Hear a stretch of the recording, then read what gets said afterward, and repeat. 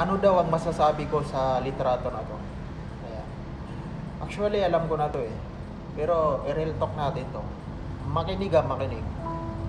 Kapag nasa pagitan ka ng sitwasyon ng dalawang tao na mayroong hindi pagkakaunawaan, huwag mo muna papanigan ng isang tao batay sa kwento niya habang di mo naman naririnig ang side ng isa. Madalas ugali ng tao ang pangsang-ayon kapag may mas nauna magbigay ng tesmonya.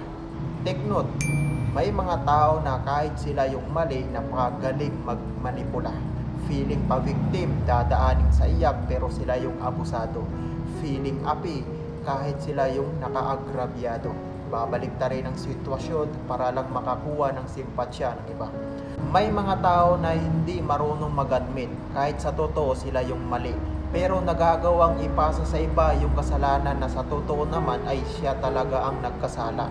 Maging fair tayo, timbangin din natin baka naman yung totoong biktima ang nagiging kawawa. Kapag walang alam, mas mabuting manahimik na lang. Huwag masyadong pabida-bida para di ka magmukhang kontrabida. Huwag kumampi sa isa kung alam mo naman ang totoong nangyari o pinagmulan. Hindi ibig sabihin kamag-anak, kapatid, nanay kailangan mo ng kampiyan. Gamitin ang utak, mag-isip kung tama ba ang kumampi sa mali. Kahit na capable ka and you're professional enough, you have no right to degrade and insult people you're not fair.